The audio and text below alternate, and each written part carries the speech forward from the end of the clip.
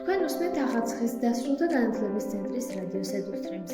თვალი გვადარნეთ ახალციხის დასრულთა განათლების ცენტრის რადიო ედუსტრიმის YouTube-ისა და Facebook-ის გვერდებზე.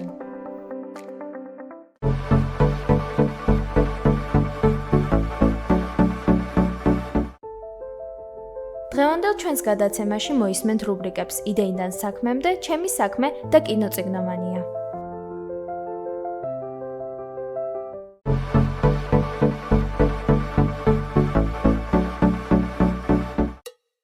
რაც დღეს მიუღწეველი გონია, ხოლ შეიძლება შენი წარმატების საწინდარი გახდეს.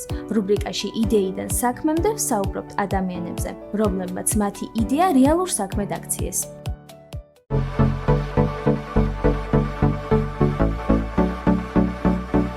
მოგესალმებით, ეთერშია გადაცემა იდეიდან საქმემდე და მე მისი წამყვანი ნანა ყავრელიშვილი ვარ. დღევანდელი ჩვენი გადაცემის სტუმარია გოგონა ახალციხიდან, ქეთი ბალახაშვილი, რომელიც გაგვიზიარებს თავის საკმაოდ საინტერესო გამოცდილებას, ადამიანი, რომელმაც ახალციხეში პირველად დაიწყო მანდალების ხატვა და დღეს უკვე მისი იდეა ეგრეთ წოდებულ საქმედ გადაიქცა. მოგესალმებით, ქეთი და მადლობა რომ ხართ ჩვენი გადაცემის სტუმარი. მოგესალმებით, მეც მადლობა მინდა გადაგიხადოთ, რომ მომიწვიათ გადაცემაში და მომეცა შესაძლებლობა ჩემი გამოცდილების გაზიარებისთვის. პირველად როდის აღმოაჩინეთ თქვენი თავი ამ მანდალების სფეროში და ძირითადად რა იყო მთავარი мотиваცია, ბიძგი, რამაც ასე ვთქვათ, თქვენი იდეა შემოქმედობით საქმიანობად აქცია? პირველად მანდალებით დავინტერესდი და პირველად ვნახე მანდალა ალბათ 2019 წელს. ერთ ჩემს მეგობარს ჰქონდა ფურცელზე დახატული ფანქრებით და რომ დავინახე ძალიან მომეწონა და მეგონა რომ ძალიან რთული დასახატი იყო. მე YouTube-ზე შემოხვდა რაღაც ონლაინ YouTube-ის გაკვეთილები და თავიდან მეგონა ძალიან რთული და გავიფიქრე რომ ამას ვერასდროს ვერ გავაკეთებ თქო და რაღაცა თავის გამოწვევა მინდოდა ამ საქმეში და დავიწყე რაღაც ნაბიჯ კალმით მანდალის დახატვა. მე იმდენად მომეწონა, სხვადასხვა ფერადი კალმებით ვხატავდი და მე საერთოდაც აღმოვაჩინე საღებავებით წერტილოვანი მანდალა, უფრო ლამაზიც იყო თავიდან, უფრო მიმზიდველიც იყო და რაღაცნაირად უფრო მომეწონა ჩემი თავი ამ საქმეში და ესე განვითარდა. ქეთი, თუ გახსოვს შენი პირველი მანდალა, რას გამოხატავდა, რა ემოცია იყო, რას ცდილობდი რომ ამით გეთქვა? როგორც უკვე ვთქვი, ჩემი თავის გამოწვევა მინდოდა და აღმოჩენა რამდენად შემეძლო ამის გაკეთება და ჩემი პირველი მანდალაც ალბათ ჩემი თავისთვის დამტკიცება იყო, რომ შემეძლო რაღაც რთული საქამდე, როდესაც რაც არ გამომიცდია იმის გაკეთება და იმდენად კარგად გამომივიდა, რომ მე აღარც გავჩერებულ ვარ, აგერ უკვე დღემდე საკმაოდ დიდი გამოცდილება დამეგროვდა. და ანუ შენ ხარ ფაქტობრივად თვითნასწავლი მანდალის შემოქმედი ადამიანი, რომელიც ალბათ ახალციხეში ესეთი პიროვნება არ გვეგულება. ვინც კონკრეტულად სრულყოფილად ფლობს მანდალების ტექნიკას. ესე გამოცდილება ცოტა ესეთია, რეალურად მანდალის დახატვას არ ჭირდება არანაირი გამოცდილება. ეს არის პროცესი, როდესაც შენ თავს უნდა ენდო და როგორც ხედავ, შენს გრძნობებს ისე ხატავ და რეალურად რომ ვთქვათ, რომ პროფესიონალი მანდალის მომხატველი და არა პროფესიონალი ესე არ არსებობს, იმიტომ რომ ყველა ვინც ხატავს არის პროფესიონალი, იმიტომ რომ ზუსტად ისეც ხატავს, როგორი შინაგანი მდგომარეობაც აქვს. შენთვის რას ნიშნავს მანდალა? ეს არის თერაპია, ეს არის უბრალოდ ტექნიკა, ეს არის თვითგამოხატვის საშუალება, ანუ რასთან ასოცირდება? ალბათ ყველაფერი ერთად თერაპიაც არის, აი რომ გადავხედო ამ წლების გამოცდილებას, ყველაზე ხშირად დამიწყია მანდალის ხატვა, მაშინ როდესაც მქონია ყველაზე სტრესული დღე, დაძაბული ყოფილა, რაღაც ემოციური ფონი არ მქონდა, ვთქვათ, დაბალანსებული, შესაბამისად, მაშინ მინდოდა ხოლმე რაღაც მუზა რომ ეწევა მხატვარს, ეგეთი რაღაც მჭირდა ხოლმე, მაშინ მჭირდებოდა მანდალის ხატვა და რაღაცნაირად მშვიდდებოდი და ეს იყო ჩემთვის ფსიქოთერაპიული პროცესი მანდალის ხატვა. და შეიძლება თუ არა ითქვას, რომ თითოეულ მანდალას აქვს თავისი საკუთარი ამბავი, ისტორია, ემოცია. კი, ნამდვილად შეიძლება ამის თქმა, იმიტომ რომ რეალურად, როდესაც ხატავ, ერთნაირად არასდროს არ გრძნობ თავს და შინაგანად მშვიდდები და ეს ემოციები, ყოველდღე სხვადასხვა ემოცია რო გაქვს, ყველა მანდალას თავისი ისტორია აქვს, რასაც შენ თვითონ აქსოვ და ყველა მანდალა განსხვავებულია. სულაც რომ ფოტოდან იხატავდე მანდალას, იდენტური არასოდეს არ გამოგივა, იქ შენ ემოციებით ყვებავ და რაღაც ფორმას აძლევ, ფერს აძლევ სხვანაირს და ამიტომ ყველა მანდალა, რომელსაც თითოეული ჩვენ თაგანი შევქმნით, არის რაღაცნაირად უნიკალური, ანუ ეს ქსეროქსი არ არის, ვთქვათ, რომ კოპირება გავაკეთოთ, ამიტომ გაქვს თუ არა მომენტები, როდესაც ელოდები შთაგონებას? თუ უბრალოდ შეგიძლია რომ ნებისმიერ დროს საკუთარი თავის გამოხატულება მოახდინო და შექმნა მანდალა? ნებისმიერ დროს არ შემიძლია, ველოდები ხოლმე, ეხლაც არ შემიძლია, რომ ვთქვათ, ყოველ დღე ვხატო მანდალა, რაღაც თავისი მომენტი ჭირდება, რაღაც მუზა, როდესაც მოგდის სურვილი, როცა გაქვს, ესეც ჩემ თავს თუ უყვირდები, ეს მე როგორც გრძნობ თავს, ორგანიზმი უკვე ისე მთხოვს ამ მანდალის დახატვას და შესაბამისად ნებისმიერ დროს რაღაც მუზა უნდა მოგივიდეს ამ ხატვის, რომ დაჭიდე და დახატო. შენ ახსენე, რომ მანდალას თავისებურად ვიწყებ იმ დროს, როდესაც თქვა ემოციურად არ ვარ ბალანსირებული და ასე შემდგომ. ანუ არის თუ არა ეს შენთვის ერთგვარი საშუალება, რომ ის ნეგატიური ემოციები რაც გაქვს, შინაგანად დაგილაგოს და ფაქტიურად საკუთარ თავში ბალანსი გაპონინოს. კი, ეს ზუსტად ეს მომენტი მაქვს, თან რეალურად მედიტაცია, იოგას, როდესაც ვაკეთებთ, კონცეფცია ის არის, რომ სწორედაც იმ დროს აქ და ახლა ხარ და ეს არის მთელი ძირითადი აზრი ამ ყველაფრის, რომ წყვეტ წარსულზე ფიქრს და მომავალზე და უბრალოდ იმ აწმყოთი იღებს სიამოვნებას და მანდალის ხატვასაც ეს ფუნქცია აქვს რეალურად. შენ კონცენტრირებული ხარ იმ საქმეზე, რასაც აკეთებ, ანუ იმ მანდალის შექმნაზე და შესაბამისად ეს უკვე შინაგანად გაწონასწორებს და რაღაც სიმშვიდებსაც გგვრის, ანუ ყველანაირ ფიქრსგან წყვეტ და უბრალოდ პროცესისგან იღებს სიამოვნებას. მე როგორც ვიცი, გაქვს შენი სოციალური გვერდი, უშუალოდ მანდალებისთვის შექმნილი და საკმაოდ საინტერესო ნამუშევრები გვხდება. ამ ეტაპზე როგორ მიმდინარეობს შენი საქმიანობა, ძირითადად რაზე ახდენ მანდალების გადმოტანას და რამდენად პოპულარულია ის ამ ეტაპზე ჩვენს რეგიონში? კი, მაქვს ჩემი სოციალური გვერდი, Facebook გვერდი, არ ვიცი უნდა ვთქვა თუ არა სახელი. და იქ ტვირთავ ხოლმე მთელი ამ 2019 წლიდან რა მანდალებიც დამიგროვდა, ესე რომ ვთქვათ, გადავწყვეტე რომ ამეტვირთვა სოციალურ ქსელში, რომ ვინც ინტერესდებოდა, იმათ ქონდათ შესაძლებლობა რომ ენახათ. თან ეს უკავშირით ჩემთვის ძალიან მომოტივირებელი იყო, რომ მინდოდა უფრო მეტი და მეტი გამეზიარებინა დაინტერესებული ადამიანებისთვის. ინტერესი საკმაოდ დიდია, ახალციხის ფარგლე მასშტაბითაც კი, იმიტომ რომ ყოველდღიურად, როდესაც ახალი ნამუშევარს ვტვირთავ ხოლმე, წერენ მასტერკლასი, როგორ გვაქვს კურსები ხო არ გაქვს, მეც დამიხატე და რაღაც ესეც რაღაცები ძალიან ხშირად არის ხოლმე, ინტერესიც დიდია, როგორც მსურველების რომ ისწავლონ როგორ იხატება, ასევე ეს მოხატული ლამაზი ბლოკნოტებზე ვხატავ ხოლმე, რაღაცნაირად ხშირად არის ხოლმე, რომ მოვყიდე, გვაჩუქე და ეს რაღაცები ან ძალიან აინტერესებთ ეს. ხო, მე მინახავს მაგალითად შენ სოციალურ ქსელში სარკე როგორ გაქვს მოხატული მანდალი და საკმაოდ შთამაგონებელია და საოცარი სანახავია და ვინც დაინტერესდება, ალბათ ეწევა შენ სოციალურ ქსელს და შესაბამისად შეძლებს რომ ნამუშევრები ნახოს და შენ ახსენე რომ საკმაოდ დიდი ინტერესია გწერენ და კითხულობენ ატარებ თუ რაიმე ასე ვთქვათ შემსწავლელ კურსებს ან ვორქშოპებს და როგორც ვიცი ახალციხის დასრულთა განათლების ცენტრში უკვე გქონდა რამდენიმე ვორქშოპი ამასთან დაკავშირებით რომ შენი შთაბეჭდილებები გაგვიზიარო, რამდენად კმაყოფილები არიან ის ვინც ესწრება ამ ვორქშოპებს და რამდენად არის ერთგვარი თერაპია მოსახლეობისთვის.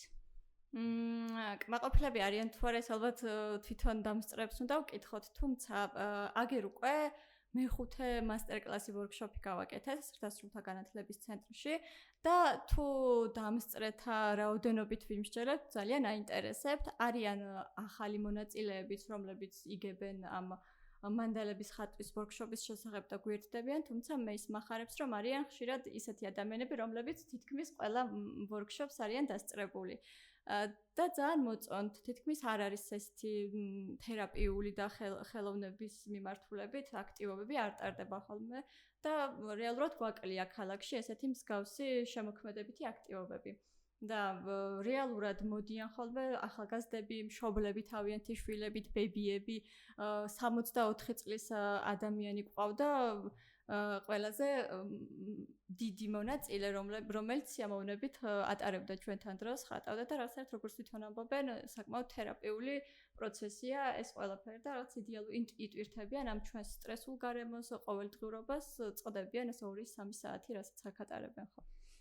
მას ვისაც ახლა ამ ეტაპზე გაუჩნდა ინტერესი, რომ შეისწავლოს მანდალა, რას ურჩევდი დამწყებებს, რა გზა უნდა გაიარონ და ამასთანავე რამდენად არის ხელმისაწვდომი ის ინსტრუმენტები, რაც გჭირდება მანდალის დასახატად.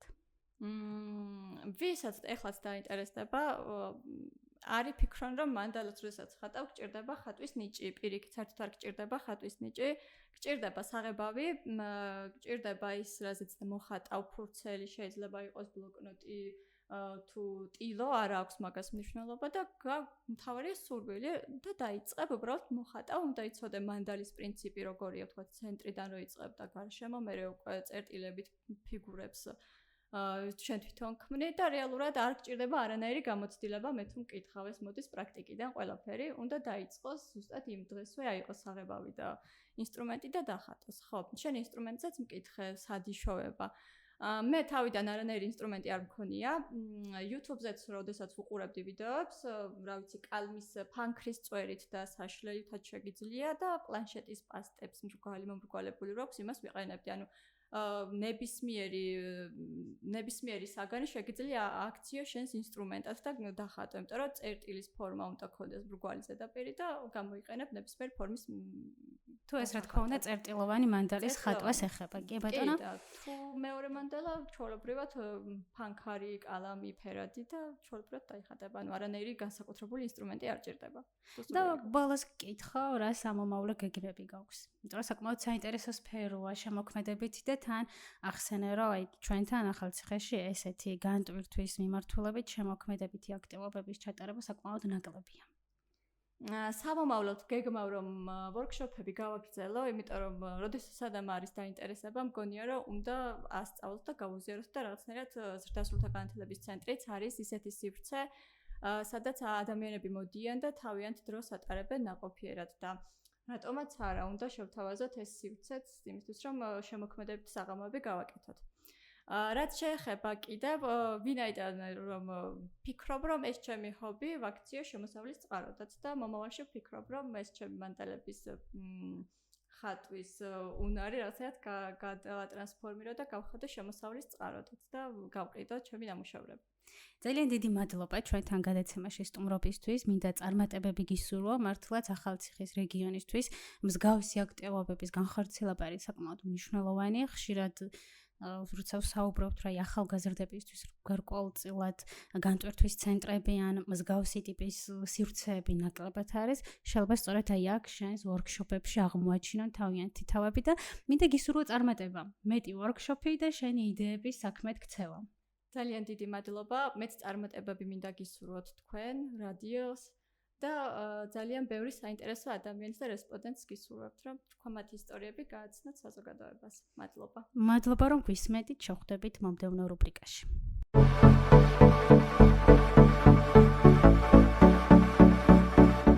რუბრიკაში ჩემი საქმე ვსაუბრობთ პროფესიებზე, პროფესიულ არჩევანზე, გამოცდილებებზე, წარმატებებზე და გამოწვევებზე.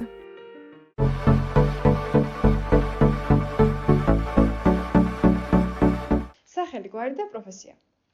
მე ვარ ნუკა სტეფნაძე, პროფესიით ჟურნალისტი, ანუ ჟურნალისტიკა დამთავრებული და ამ ეტაპზე ჟურნალისტად მუშაობ სამხრეთის კარიბჭეში. ვისაც რას ემსახურება შენი პროფესია? ჩემი პროფესია პირველ რიგში ხალხს ემსახურება და რავი, სახალხო პროფესია არის, ასე ვფიქრობ, იმიტომ რომ ჩვენ ყველა მასალა თითოეული რეპორტაჟი იქნება, რა ვიცი, ახალი ამბავი იქნება, თუ რაიმე სახის გადაცემა არის იმაზე მიზანმიმართული, რომ ადამიანებს მივაწყოდოთ ახალი ინფორმაცია, საჭირო ინფორმაცია და ასევე მათ დაუდგეთ გვერდში, გავაშვებოთ მათი პრობლემები დროულად და რა თქმა უნდა ობიექტურად. რატომ აირჩია ეს პროფესია? ესე იგი, არ გამჭირვებია დიდად პროფესიის არჩევა, იმიტომ რომ ბავშვობიდან, აი ძალიან ხმა ასაკიდან სულ მინდოდა ჟურნალისტი ყოფილიყავი. არ ვიცი, საიდან გამიჩნდა თავიდან, ასე ვთქვათ, ვინ იყო ამის, ასე ვთქვათ, ჩემი ინსპირაცია ვინც მომცა მას თქვა ბიძგი რომ ჟურნალისტი ყოფილიყავი, მაგრამ ძალიან პატარა ვიყავი, რომ აი შეშის ნატეხის დავბოდი ხოლმე ეზოში და იმით თავი მეგონა ეს წამყვანი ჟურნალისტი მიუხედავად იმისა რომ სატელევიზიო ჟურნალისტი არ ვარ და რაღაც კამერასთან არ მუშაობ, მაშინ რაღაც ეს მქონდა რომ მინდოდა ძალიან ყოფილიყავი ჟურნალისტი ბავშვობიდან და ასე თქვა ბოლო წუთამდე ნუ მე მაინც მე-12 კლასში ყველას გვაქვს ხოლმე რაღაც ჭიდილი იურიდიულზეც ვფიქრობდი, რადგან მამას უნდოდა ძალიან რომ იურიდიულზე ჩავემბარებო და ოჯახში ძალიან წინააღმდეგი იყო. არ მოსწონდათ რაღაც დიდად ვერ შეხვდნენ ბედნიერები ამ საკითხს. არ უნდათ ყველა სხვადასხვა პროფესია უნდა დედას პედაგოგი, მამას ის, მამიდას ის და ბევრი ის თქონა ბრძოლა და ფიქრი, მაგრამ ნუ საბოლოოდ გადავწყვიტე რომ ჩავაბარე ჟურნალისტიკაზე და ფიქრობ ახლა 15 წლის მერე რომ კიდე იგივეს ვაკეთებდი 1 წუთი არ შევიცვლი ამ გადაწყვეტილებას, პირიქით კიდე უფრო მტკიცედ და არგუმენტებით დავდგებოდი იმ ოჯახს, ჩემს ოჯახს და იმ ადამიანებს, ვინც მომნებოდა რომ ეს პროფესია არ უნდა ამერჩიათ. და ზოგადად როცა შენ საყვარელ საქმეს აკეთებ, ანუ აღარ ფიქრობ იმაზე რომ რატო თქვა თან შევცდი არა პირიქით ეს რაც მინდოდა ის ავისრულე ჩემი პროფესიის სურვილი იყო ბავშვობიდან. რისი თქმა გჭირდება ამ პროფესიაში? ზოგადად მე ვამბობ ხოლმე რომ ჟურნალისტები ვართ მულტიფუნქციონალური ადამიანები ვართ. ყველაფრის ცოდნა არის საჭირო. ჯერ ზოგადად განათლება არის ძალიან მნიშვნელოვანი და რასაც წერ ამ შემთხვევაში აუცილებლად უნდა იცოდე და ზედაპირულად არ უნდა აკეთებდე შენს სტატიაზე მუშაობ თუ რა. რაც შეეხება არ უნდა იყო ასე ვთქვათ მორიდებული ჟურნალისტიკაში, ძალიან რთული არის გაგიჭირდება რომ იყო მორიდებული, არ ვამბობ რომ იყო უზდელი თავხედი, აუცილებლად უნდა იყო მებრძოლი, თამამი, გაბედული, რისკიანი, ძალიან სარისკო პროფესია არის და ეს ყველაფერი თვისება უნდა გქონდეს შენ რომ იყო კარგი ჟურნალისტი და რაც მთავარია, ანუ აი ეთიკური უნდა იყო, იმიტომ რომ ძალიან რთული არის ახლა იმუშაო ეთიკურად, ძალიან ბევრი წესია, კანონია და ამით უნდა იცავდე რომ შენ იყო კარგი ჟურნალისტი, ჩემი აზრით თავი ასე ვფიქრობ. რა იყო ყველაზე დიდი გამოწვევა შენ საქმიანობაში? გამოწვევა ჟურნალისტიკაში ყველაზე დიდი ახლა მაქვს ასე ვფიქრობ. აქამდე ანუ ყოველთვის არის რაღაც გამოწვევები, მაგრამ სამწუხაროდ უკვე არაერთი კვლევა ადასტურებს, რომ ჟურნალისტიკა გახდა სარისკო პროფესია. ძალიან სარისკო და სახიფათო პროფესია უბრალოდ ჟურნალისტიკა გახდა სახიფათო პროფესია. სარისკო პროფესიებს შორის ყოველთვის იყო ხოლმე ჟურნალისტიკა რაღაც 5 ეულში, 10 ეულში, მაგრამ ეხლა არის სახიფათო სამწუხაროდ, იმიტომ რომ ძალიან ბევრი რამ შეიცვალა. ბევრი ეხა არის უდიდესი გამოწვევის წინაშე ჟურნალისტიკა, ბევრი კანონები შემოიღეს, რაც ფაქტობრივად ზღუდავს ის, რაც უნდა აკეთოს მედიამ, უნდა იყოს თავისუფალი, თამამი, ასე ვთქვათ, ობიექტური და აშუქებდეს სიმართლეს. ეს აღარ არის. ამას გვიზღუდავენ სამწუხაროდ და აი ყველაზე დიდი გამოწვევის წინაშე ვარ. ჟურნალისტი, როდესაც საჯარო ინფორმაციას ითხოვს და იმას ვერ იღებს, რომ თავის საქმე გააკეთოს, ესეც გამოწვევა არის. როცა თქვა საერთოდ აღარავინ ორგანო აღარ გეწერება არავინ არის ჩაკეტილები, ეს ძალიან დიდი გამოწვევა არის და აი ფიქრობ, რომ 2023 წლის შემდგომ რომ მიიღეს ეგრეთ წოდებული რუსული კანონი და ასე შემდგომ რომელიც ჟურნალისტიკას შეეხო, ყველაზე დიდი გამოწვევის წინაშე ყველა ჟურნალისტი და ზოგადად ჟურნალისტიკა დგას ახლა საქართველოში. 5 წუთი გაქვს სამსახურში მოსვლა. 5 წუთში რას გააკეთებდი პირველს? ყოფილა ისეთი ამბავი, რომ შემოსულა სამსახურში, უბრალოდ კამერაზე დამივლიახედი, ფოტოაპარატზე და გავვარდი, რომ ეგეთი დღეც გქონია და საერთოდ დღის ბოლომდე აღარ შემოსულა. ყოფილა ისეთი 5 წუთი, რომ შემოსულა და პირდაპირ სამზარეულოში შევსულა. ყავის დასანება. პირველი 5 წუთი ყოფილა, როცა ეგრევე დაგვიწყე დღის დაგეგმვა რედაქტორთან ერთად და ასევე პირველი 5 წუთი ყოფილა, როდესაც დილის ეთერში ვარ რადიოში და მაგვიანდება და შემორბივარ და პირველი 5 წუთი მისარმებით ვიწყებ და დილის ამბებს ვაცნობ ჩვენს მსმენელს. გააჩნია დღეს. სხვადასხვა ჩვენ განსხვავებული 5 წუთი გვაქვს ყოველ დღე. ჟურნალისტებს ანუ რაღაც ერთი რუტინული 5 წუთი არ აქვს, საბედნიერო და არც რუტინული სამსახური არ აქვს და ამიტომ არის მრავალფეროვანი, ასე ვთქვათ, ჩვენი პროფესია. დაწყება იყო სამსახურის ყველაზე რთული თუ უფრო შენარჩუნება? ჩემთვის არც ერთი. ანუ რა მოგატყო ჩემს ერთ-ერთი მე სწავლობდი სამცხე-ჯავახეთის სახელმწიფო უნივერსიტეტში აქ და მაშინ როდესაც გამოცხადდა სამხრეთის კარიბჭეში სტაჟირება იყო 2012 წელს სამთვენი სტაჟირება გავიარე და ძალიან გამიხარდა, იმიტომ რომ რთული იყო მაშინი პერიოდში, რომ აი ისეთ მედიაში როგორც სამხრეთის კარიბჭე იყო მოხვედრილი ყავ, იმიტომ რომ ძალიან ბევრი ჟურნალისტები ყავდათ და ანუ არ გამჭირებია, არც მიუხედავად იმისა, რომ ბევრს ვაკეთებდი, რომ აქ ავეყვანე, არ მქონია პრობლემა და მარტივად მაინც მოვახერხე, რომ ავეყვანე სამსახურში. მე რეწყვეტა მქონა და ისევ რომ დაუბრუნდი, როდესაც უკვე შევეხმიანე ახლანდელ რედაქტორს არც კი რა ვიცი, წამითაც არ ვფიქრი ალბათ რომ უარია თქვა, იმიტომ რომ მაშინვე მითხრა რომ შემეძლო ისე უკვლავ დაუბრუნებულიყავი 8 წლის შემდგომ, თითქმის 8 წელი იყო გასული. არ გამჭირებია, თან რაღაც ეს ძალიან მიყვარდა სადაც ვიყავი და ჩემ რეგიონში მინდოდა ისე დაუბრუნებულიყავი, მანამდე თბილისში ვიყავი და შენარჩუნება ისე რომ სამსახურეობრივად შენარჩუნება თქვა რამე პრობლემა სამსახურში არ გვაქვს იმის რომ თქვა მე შემენარჩუნებინა, მაგრამ ახლა არის აი ძალიან რთული სიტუაცია, საერთოდ მედია გადარჩეს, ჟურნალისტი გადარჩეს და სამსახური გადარჩეს, როგორც უკვე აღნიშნე, სამწუხაროდ ის კანონები, რომლებიც არის, აი ის ყველაფერი გვაბრკოლებს ჩვენ. და ამიტომ, თორე ნახავართ ბრძოლის ველზე ჩვენ ყველა ჟურნალისტი, აი ძალიან დიდი ბრძოლის ველზე ვართ სამწუხაროდ და დიდი მეცვის ვიტოვებ, რომ ბევრი ომი აქვს ჟურნალისტებს მოგებული და ამ ომსაც აუცილებლად მოვიგებთ და იქნება ეს ჟურნალისტების გამარჯვება და არა მარტო ჟურნალისტების, იმ ადამიანების, რომლებსაც ჩვენი იმედი აქვს და ესენი საქართველოს მასშტაბით არიან ძალიან ბევრი. შენ პროფესიასთან დაკავშირებული სტერეოტიპები. სტერეოტიპები ზოგადად აი ის არის ქალი ჟურნალისტებიც არ მოსწონთ. კაცი ჟურნალისტებიც ხო არ მოსწონთ, მაგრამ ანუ არ ვიცი ეს ჟურნალისტი რა უნდა იყოს. ხშირად ამბობენ ხოლმე ჟურნალისტიკას სქესი არ აქვსო, ხო და უსქესოა და ანუ ქალს რა უნდა ჟურნალისტიკაში, იმიტომ რომ ღამეს ათენებ, იმიტომ რომ აქ ხარ, იქ ხარ, თქვათ რომ აი არ არის ეს ქალის პროფესია, იმიტომ რომ ოჯახში ვეღარ არის ქალი ისე, რადგან მართალია ის, რომ მართლაია, რომ დღეს ვერ გეგმავ, ვერ დაგეგმავ, მოვლენებზე ხარ დამოკიდებული და შეიძლება აღამის 4 საათზე შეხვიდე სახლში მესმის. მაგრამ აი ამის გამო მე არ ვფიქრობ, რომ რაღაც ეს ქალის პროფესია არ არის. მოტივაციას რა გაძლევს? მოტივაციას მაძლევს ანუ ის ადამიანები პირველ რიგში, ვისაც ჩვენი იმედი აქვს. და ძალიან ბევრი არის ასეთი ადამიანი, აი თითოეული ვინც გყოლია ჩვენ რესპონდენტი, არა მარტო ჩვენს მედიას, მარტო თუნდაც პირადად მე რომ აი ბევრს ვთქვამს გამოკითხვაზეც რომ გავსულ არ ამ სოფლის ამბებზე, რეპორტაჟებზე, რომ აი რომ არა თქვენ არ გვეცოდინებოდა თქვათ ეს ამბავი. თქვენგან გავიგეთ ეს, აი ძალიან ბედნიერი ვარ მაგ დროს და სულ მიჩნდება სურვილი რომ დიდხანს ვიყო ამ ხალხის საიმედოდ. მეც ჩემი მედიას და ზოგადად ჟურნალისტების და ჟურნალისტიკას ანუ ეს პროფესია სულ უნდა არსებობდეს. და აი ბევრი აი ადამიანები, ძირითადად ადამიანები, რომლებსაც სულ ვეიმედებით და მე ამ იმედს ყოველთვის გრძნობ ხოლმე ქუჩაში.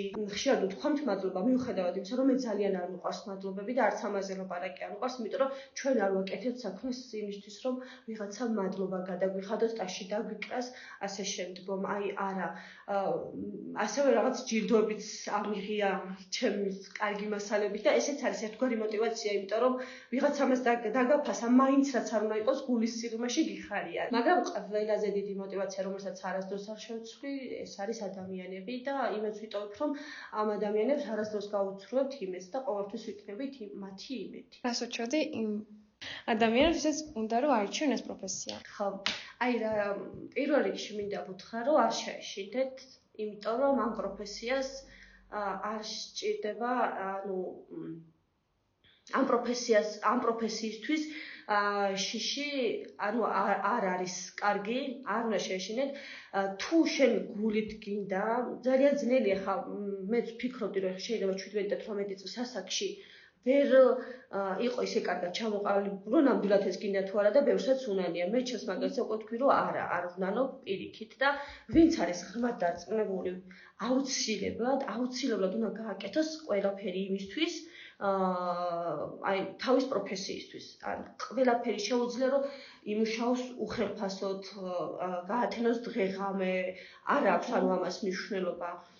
არ უნდა შეეშინდეს და იბრძოლოს. ანუ ხო შენი სურვილი არის რა, რომ ეს გინდა და რასაც შენი სურვილისთვის გააკეთებ, ეგ არის შენი სურვილის ნაწილი, ყველაზე მნიშვნელოვანი ნაწილი და აუცილებლად ყველაფერი უნდა გააკეთო და ახლა მით უმეტეს ვინც ჟურნალისტიკას ისჩევს, ჩემთვის ის ბავშვები არიან გმირები, ანუ აბიტურიენტები და ახალგაზრდები, იმიტომ რომ როგორც უკვე აღვნიშნე, რთული პერიოდი უდგას ჟურნალისტიკას, ქვეყანას უდგას რთული პერიოდი და ამ მაშინ უდგას ჟურნალისტიკასაც უდიდესი პერიოდი სირთულის და ახლა რომელი ბავშვიც ამ ნაბიჯს გადადგავს აბიტურიენტი და ახალგაზრდა ამას აირჩევს, რავი, ჩემს თვალში იქნება გმირი, როგორც თქვი, რომ ჩვენ ომში ვართ მეთქი, ანუ ახალი ომის მონაწილეები დაგვემატებიან და მე თუ რამე ვინმეს мотиваციას მიცემ და აუმაღლებ, ბედნიერი ვიქნები იმ დამწყები ჟურნალისტებისთვის და ჩემს რეგიონში მინდა მიმართო ყველას რაც შემეძლება და როგორც შემეძლება,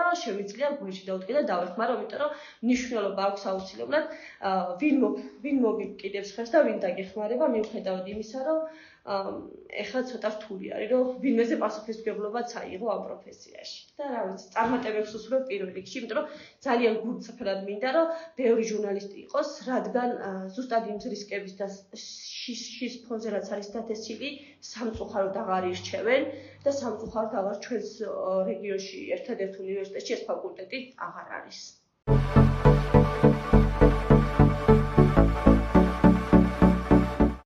გაინტერესებს ფილმებისა და წიგნების განხილვა? მაშინ რუბრიკა კინოწიგნომანია შენთვისაა.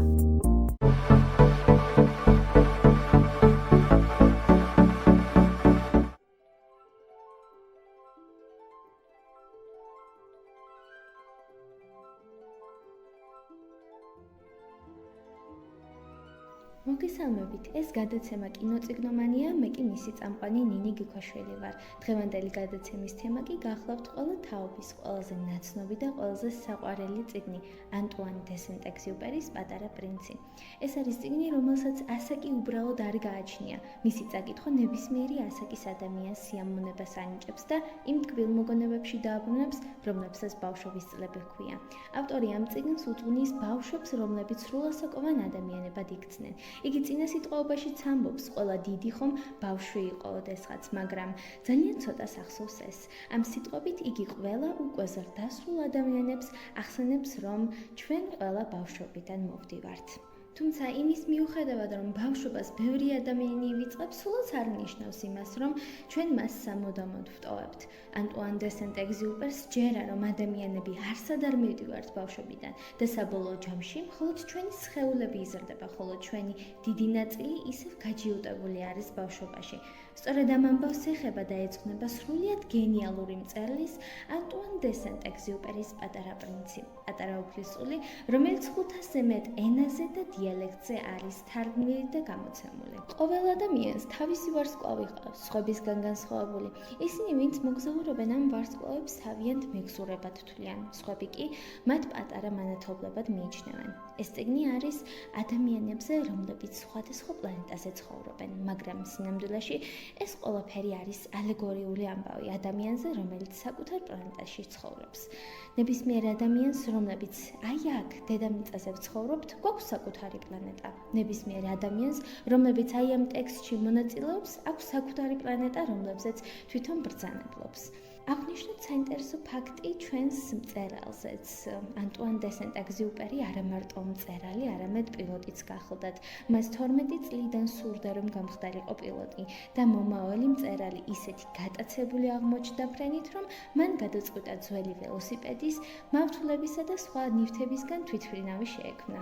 მოგვიანებით კი საკუთარი თვითმფრინავის შეძენის შემდეგ ეგზიუპერმა გადაწყვიტა საფრანგეთიდან ვიეტნამში გაფრენილიყო და ამით აესრულებინა მისი ძველი ბავშვობის ოცნება. ფრენის დროს უდაბნოში ჩამოვარდა, მაგრამ გადარჩენა მოახერხა. იგი ადგილობრივებმა შენიშნეს, ხოლო შემდეგ საჭმელი და საკვები მისცეს. მწერალი ამ შემთხვევას წიგნშიც მოიაზრებს. იგი ამბობს, რომ მან ავარიული დაშვება განახორციელა უდაბნოში, რადგან დაზიანებული თვითმფრინავი შეეკეთებინა. სწორედ ამ დროს შეხვდება ის ჩვენთვის ყველაზე საყვარელ პერსონაჟს პატარა პრინცს. პატარა პრინცი კი ამ ადამიანებისა და ამბების მატიანედ გვევლინება. ის გულიდან ხედავს ადამიანებს და ადამიანების შინაგან სამყაროს. მას გააჩნია ამისი უპირატესობა, რადგან ბავშვის თვალი ხედავს გაცილებით უკეთ და გაცილებით ღრმად ვიდრე უფროსის. და სწორედ ამიტომ ამ ავტორისვე დახატული მახრჩობელა გველი, რომელმაც გადაყლაპას პილო, უფროსებისთვის მხოლოდ და მხოლოდ ქუდს წარმოადგენს. ალბათ იმიტომ, რომ უფროსების თვალი ვერ ხედავს რაღაცას, უფრო მეც ვიდრე ბავშვის თვალი. აი ეს წიგნი ზუსტად ამ თვალზეა, თვალზე, რომელიც ამჩნევს უფრო საინტერესო ამბებს, რომლებიც მერე უკვე დიდობა მორგებულ ადამიანებს უკვე დანახვა აღარ და ვეღარ შეუძლიათ. ეს არის მთავარი პრობლემა უფროსების და მთავარი უპირატესობა ბავშვების. სწორედ ასე ვითარდება მოვლენები ანტუან დე სენტ-ეგზიუპერის წიგნში. ავტორი დაუმეგობრდება პატარა პრინცს, რომელიც თავის დროზე თავის პატარა პლანეტაზე ცხოვრობდა. სინამდვილეში, თუ კიდევ უფრო ღრმად ჩავხედავთ, ის გადაეყრება საკუთარ თავს, საკუთარ ბავშვობას. ამ დროს კი მის ცხოვრებაში ერთგვარი გარდატეხა მოხდება. ის ბავშვობის გრძნობა, რომელიც მას დიდი ხნის დავიწყებული ჰქონდა, განსაცდელის დროს უბრუნდება პატარა პრინცის სახით, რომელიც თვითონ არის სინამდვილეში. ნაწარმოებიდან შეგვიძლია გამოვყოთ მრავალი მნიშვნელოვანი პერსონაჟიც, მაგალითად ხელმწიფე, საქმოსანი, მეფანრე, გეოგრაფი, მწიგნობერი და ასე შემდეგ, რომლებიც სინამდვილეში ჩვენი საკუთარი თავების იდეალურ მაგალითებად გვევლინებიან. არ შეიძლება არ აღვნიშნოთ ასევე მეორეული პერსონაჟი, რომელიც მელიის სახით გვევლინება და მას არაერთი მნიშვნელოვანი და საინტერესო ფრაზა ეკუთვნის წიგნში. მაგალითად, ყველა ქათამი წყლის 2 წვეთივით ჰგავს ერთმანეთს. არც ადამიანებს შორის არის განსხვავება. ადამიანები ერთი შეხედვით შეიძლება განსხვავდებოდეთ, მაგრამ ერთი სირთულისა და ერთი სილაღის არსებები ვართ. წიგნში მოცემულია ასევე არაერთი ცხოვრებისეული ფრაზები. მაგალითად, მხოლოდ ბავშვებმა იციან ზუსტად რას ეძებენ. ადამიანები ჩქარი მატარებლისკენ ისწრაფვიან, მაგრამ თვითონაც არ იციან რას ეძებენ. ის, რაც გულისთვის ხილულია, თვალისთვის უხილავია. ყველაფერი, რაც გჭირდება, სიყვარულის პატარა წვეთია შენში და დაინახავ, რომ სიყვარული ყველაფერია. ცხადია, ამ ფრაზაში მოიხსენება ვარდი, რომელიც სიყვარულის სიმბოლოს ატარებს პატარა პრინცში. ეს იყო პატარა მიმოხილვა ანტუან დე სენტ-ეგზიუპერის ნაწარმოების პატარა პრინცის. მეც აღარ გავაგრძელებ, როგორც თანამედროვე მეტყველებაში ამბობენ, არ დაგასპოილერებთ. მკითხველი კი თავად აღმოაჩენს, თუ როგორ განვითარდება მოვლენები ამ წიგნში და მინდა რომ პატარა შეხსენებით დავამთავრო ჩვენი გადაცემა, რომელიც დაგვიტოვა ანტუან დე სენტ-ეგზიუპერმა. ის რომ არასდროს დავივიწყოთ, საიდან მოვდივართ, არასდროს დავივიწყოთ ჩვენი ბავშვობა და ის ტკბილი მოგონებები, რომელიც გვაკავშირებს ბავშვობასთან. დიდი მადლობა მოსმენისთვის და დაგემშვიდობებით.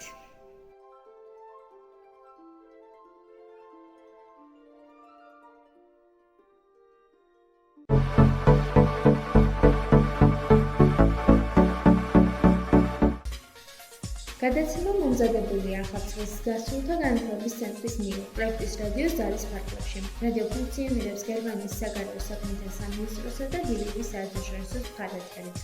თვალე გვადევნეთ ახალწლის გასულთა განათლების ცენტრის რადიო უსტრიმის YouTube-სა და Facebook-ის გვერდებზე.